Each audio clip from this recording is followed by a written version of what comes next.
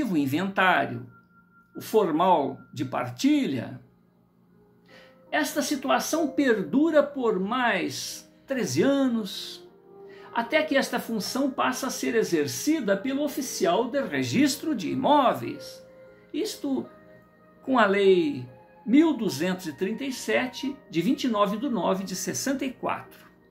Em 1850, regulamentada 4 anos depois, através do Decreto 3453, de 26/4/1865. De outro lado, mãe, o imperador constitucional e defensor perpétuo do Brasil faz mencionar aos seus súditos o registro hipotecário aos 21/10/1943, Lei 317 de 1843. O registro de crédito, então, antecede em 2 décadas o direito de propriedade, Lei 1237 de 1864. Então, de 43 a 64. Oportunamente, a Lei Orçamentária 317 de 1843 transformou o registro de hipotecas em registro geral e, consequentemente, deu origem ao registro de imóveis. A Lei 1237, de 24/9/1864, reforma a legislação hipotecária e estabelece as bases das sociedades de crédito real, registros públicos. Substituiu a aquisição da propriedade pela simples entrega para transcrever o título como meio de regulamentar as transferências do imóvel. Destarte, as obrigações entre os contratantes continuaram a ser geridas pelo contrato firmado entre as partes. Em seu artigo 2º, diz que a hipoteca é regulamentada somente pela lei civil, ainda que algum ou todos os credores sejam comerciantes. Ficam derrogadas as disposições do Código Comercial relativas à hipoteca de bens de raiz. No seu parágrafo 1º, só podem ser objetos de hipoteca os imóveis, os acessórios dos imóveis, como os mesmos imóveis, os escravos, os animais pertencentes à propriedade agrícola que forem especificados no contrato, sendo com as mesmas propriedades.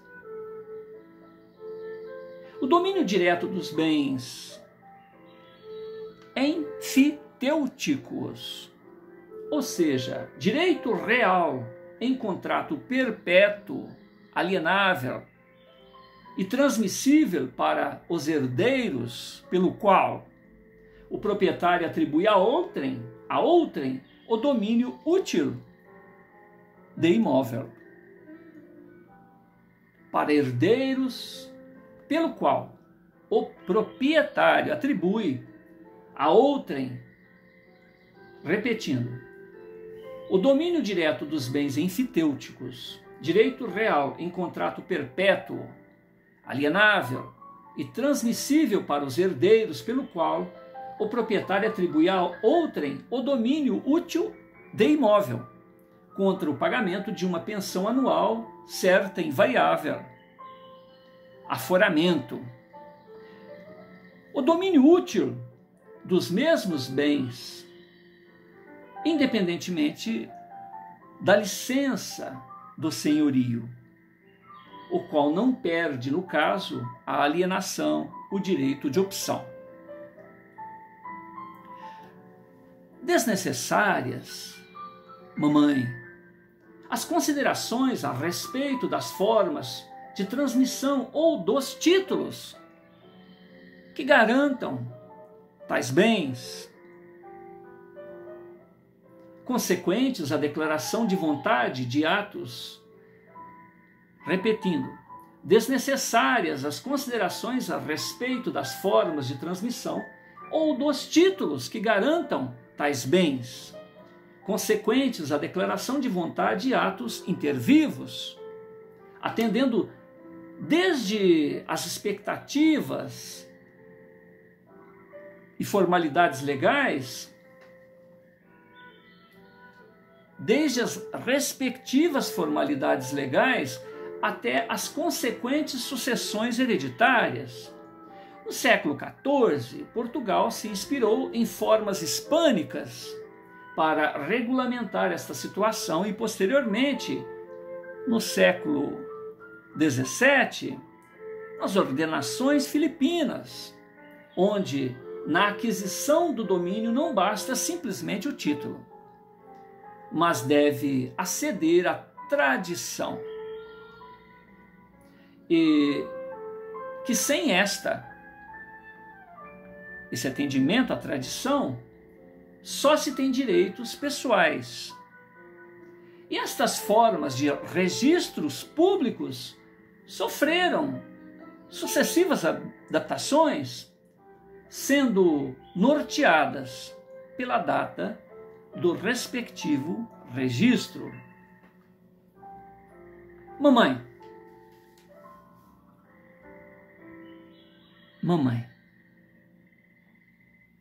reconheça que nem sempre aquilo que parece realmente o é. Se formos diligenciar o princípio dos acontecimentos. Entretanto, com o fito de se criar caminhos de entendimento, paz, progresso para todos. Nos dias em que vivemos, precisamos relevar a legalidade e tentar corrigir abusos do passado de maneira corajosa e responsável. Acredito que, agindo de maneira transparente e justa, em emoções, em ações voluntárias e pensar no benefício social, estaremos agindo com responsabilidade coletiva e a cautela nos próprios interesses. Afinal, todas as atividades e decisões têm seus respectivos impactos no ambiente e sociedade em que estamos inseridos e, consequentemente,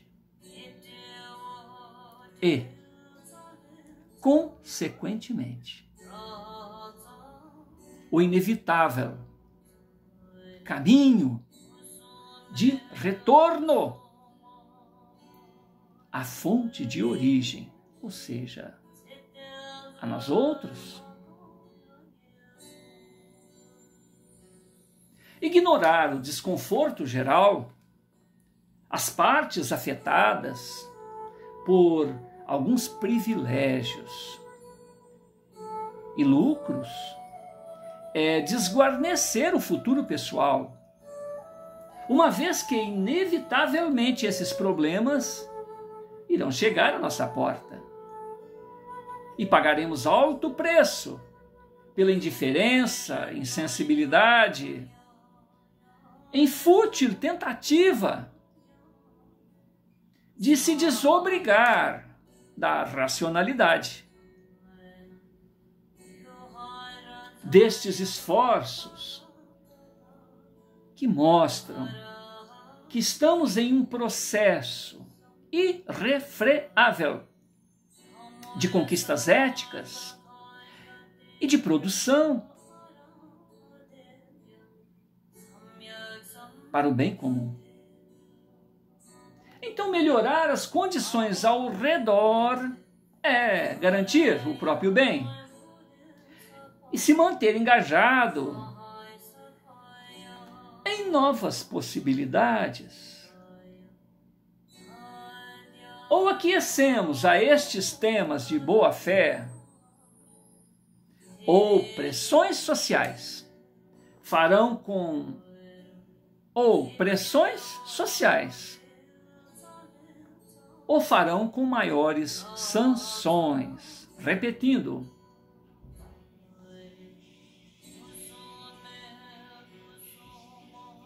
ignorar o desconforto geral, as partes afetadas por alguns privilégios e lucros, é desguarnecer o futuro pessoal, o próprio futuro pessoal, uma vez que inevitavelmente estes problemas irão chegar à nossa porta e pagaremos alto preço pela indiferença e insensibilidade, em fútil tentativa de se desobrigar da racionalidade. Destes esforços, que mostram que estamos em um processo irrefreável de conquistas éticas e de produção para o bem comum.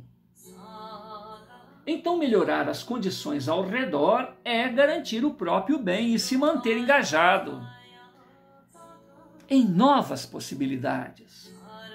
Ou aquecemos a estes temas de boa-fé, ou pressões sociais o farão com maiores sanções.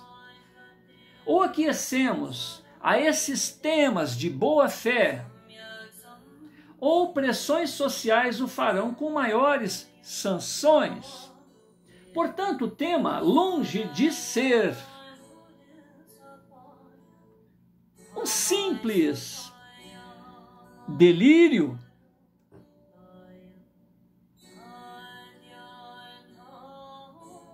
ou especulação,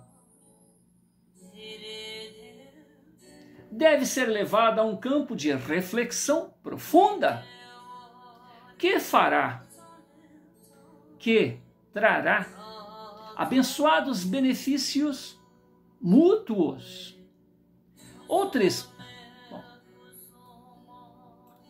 Repetindo uma parte aqui. Portanto, mamãe, o tema, longe de ser um simples delírio ou especulação, deve ser levado a um campo de reflexão profunda que trará abençoados benefícios mútuos. Outro sim, querida mamãe. Quando formos deste mundo para o outro, a pátria da verdade, levaremos algo mais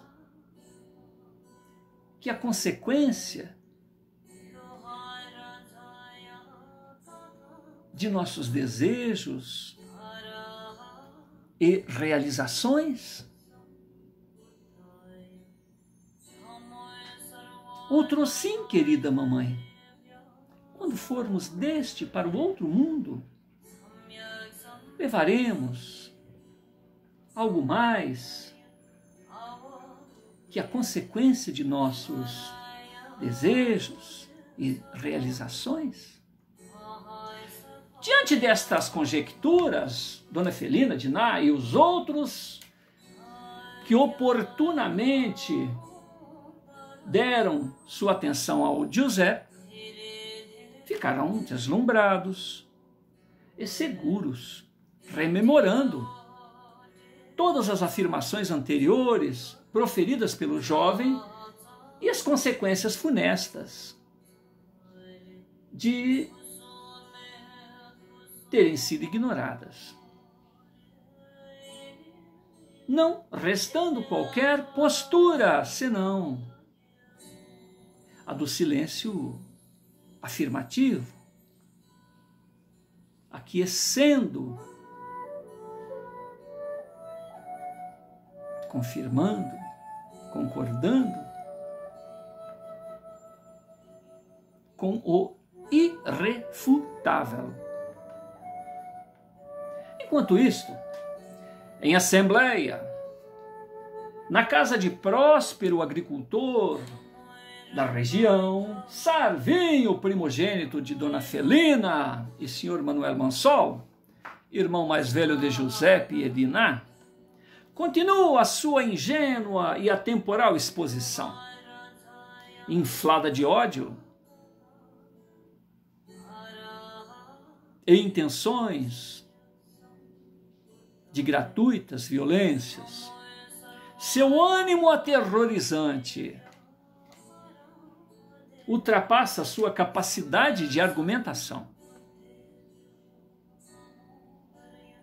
Ele, Sarvin, ocupava a atenção daquele grupo de distintos, sem a contrapartida de apresentar estratégias de defesa ou justificativas para com as suas sinistras empreitadas, até que, inquieto partícipe, lembra ao Sarvin de quantos companheiros morreram devido à sua estupidez. Estupidez indômita. Afirma que Sarvin é um incapaz, um moleque desorganizado, um inconsequente estrategista, indigno de decidir pela confraria ou de tomar frente daquelas reuniões. Página 49. Surpreso e desmoralizado, confirmando a expectativa do interlocutor, Sarvin saca de sua arma e dispara contra tal pessoa. Mas sua pontaria ruim desautoriza que ele atinja o alvo. Um alvoroço se estabelece no recinto. O proprietário da casa aciona aciona a sua milícia pessoal para conter os ânimos. Dissipa a reunião sem data de reencontro. Sarvin é mantido por ali até que os demais estejam seguros. O dono da propriedade dá ordem aos subalternos que mantenham vigilância sobre o rapaz até que ambos tenham oportunidade de grave conversa. De outro lado, na propriedade da tia materna de Giuseppe, matreira conversação se estabelece entre Norma e sua filha Ninha, prima de Giuseppe, onde falam da dificuldade financeira em que estão devido às jogatas compulsivas de Serzúlio, marido de Norma. Elas abordam assuntos variados e superficiais. Falam da situação dos escravos dedicados e dos revoltosos, nas necessidades de ambas de atenderem às altanarias femininas, uma vez que fazem parte do patriarcado local e que, em se descuidando da aparência, a Ninha não terá a menor chance de arrumar um rico pretendente. Ao que a Ninha cita o nome do primogênito da tia Felina, Sarvim, lembrando o seu porte forte, nobre, altivo, arrogante e habituado ao luxo, homem de ação, afeito às armas. Aninha acredita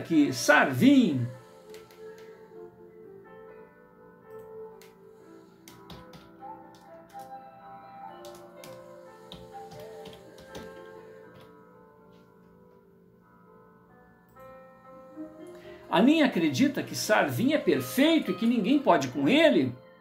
Aninha sinaliza a permissão da mãe para dar em cima do primo.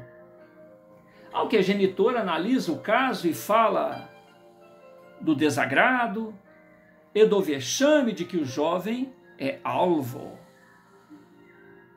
Sarvim é inapto para administrar os interesses do grupo social a que pertencem, e que será difícil para ele, Sarvim, sair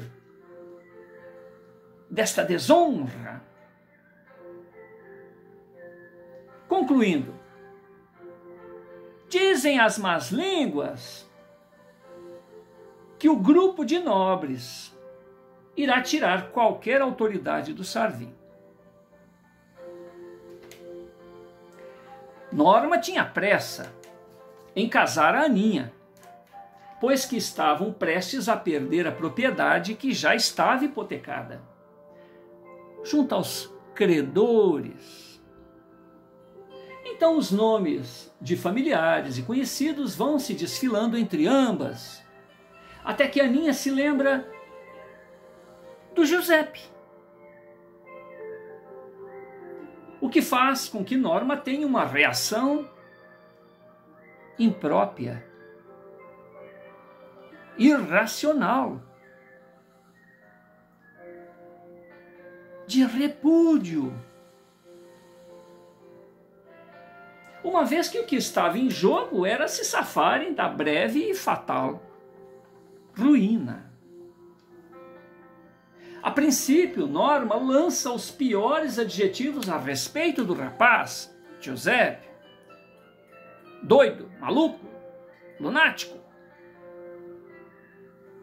Entretanto, a fortuna acumulada pelo senhor Manuel Mansol fala mais alto, ao que Norma diz que vai apreciar melhor aquela escolha, e com um olhar manhoso, ela concorda com a filha.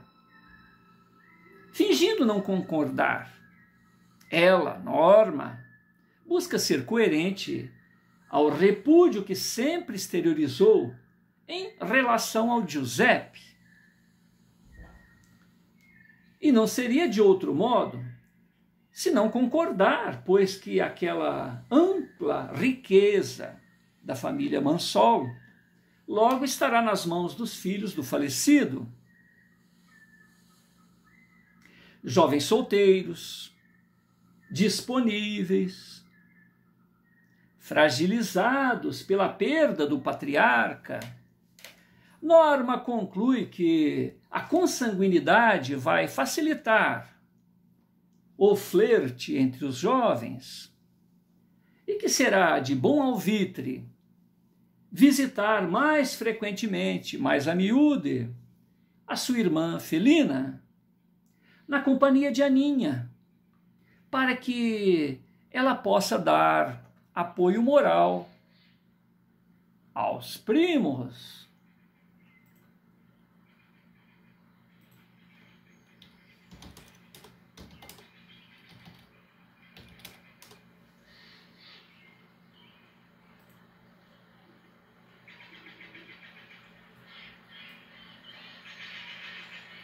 Folha 50. A região passa a viver um grande alvoroço onde qualquer desentendimento pode levar à morte, principalmente em relação aos escravos e funcionários no limite da subsistência, pois que eles poderiam se juntar aos revoltosos. Atitudes truculentas, são implantadas pelas vias legais ou a mando da elite local. Exageros aos quais os operadores da justiça fingem não ver. As liberdades individuais são abolidas. E a insegurança se torna geral. Diante da coação, vários grupos desorganizados e afoitos invadem propriedades à busca de alimentos e valores com os quais possam sobreviver. E são violentamente reprimidos. Escravos alforriados, humílimos trabalhadores são abordados por mera especulação, quer na lavoura ou em suas casas, para apurações levianas, sendo envergonhados e até torturados, visando apurar subversão, verdadeiro desserviço. A inteligência e a humanidade. Giuseppe melhor, administrando as suas potências da alma, acompanha estes desmandos, ciente de que acima de todos está a autoridade e o juízo do Cristo de Deus. Então Giuseppe, mantém o seu otimismo, o autodomínio e a consciência de que os seus contemporâneos necessitam de almas vigilantes e cientes de si para intervirem nos momentos azados.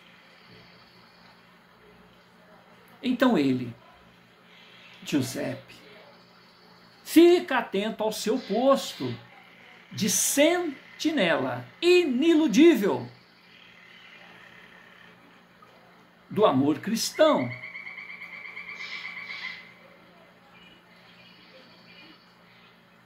Giuseppe se mantém cauteloso dos valores espirituais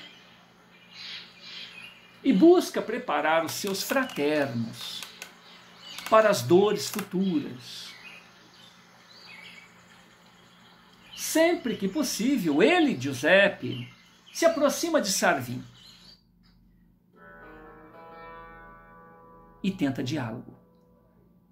Uma vez que o primogênito resolveu permanecer em casa, se abrigando de altercações sociais, Sarvin se mantém avesso às abordagens do Giuseppe e ainda o ironiza dizendo que o irmão, Giuseppe, deveria se ornamentar, colocar longo vestido e avocar o comando da cozinha. Ouve-se grande vozerio à distância. Sente-se o odor de fumaça e se avista intensos pirilampos rubros, mostrando fogo disseminado e profuso. Voluntários improvisam abafadores e recipientes contendo água com os quais possam conter as labaredas. Grupos de fazendeiros se movimentam para melhor gerenciar o sinistro, até que alguém chega a galope confirmando a ação de vândalos pela cidade, assim como está ocorrendo ali na área rural. Tais ocorrências já eram aguardadas. Os representantes da elite logo contiveram o avanço das chamas e, após o flagelo, são verificados os infortúnios pessoais e a área atingida pela destruição. Acirrada retaliação é imputada aos insurgentes, ocasião em que todos os valores humanos são esquecidos, atos que até as feras observariam com reservas, humilhações, açoites em praça pública, enforcamentos, decapitações, esquartejamentos e algumas prisões para diligências futuras, atitudes que os senhores feudais apreciavam como justiça, sendo até improvisada uma grande festa popular para comemorar a vitória, onde se anunciam recompensas para quem delatasse eventuais rebelados. A elite local acredita que depois daquela represália, nenhum escravo ou trabalhador amotinado pensaria em atacar seus senhores. Página 51. Enquanto ocorrem as festas, proporcionadas pela gente de bem, Giuseppe se entristece profundamente e a sua saúde se compromete. Ele, Giuseppe, se desinteressa pelas coisas ao redor e se recolhe íntimo, buscando forças junto à fonte da vida, do amor e da vera justiça. A agonia vai se acumulando em sua alma por não encontrar os fios de luz que lhe mostrem a saída para aquela situação em que fica evidente o primitivismo do estágio evolutivo em que todos ali estão mergulhados.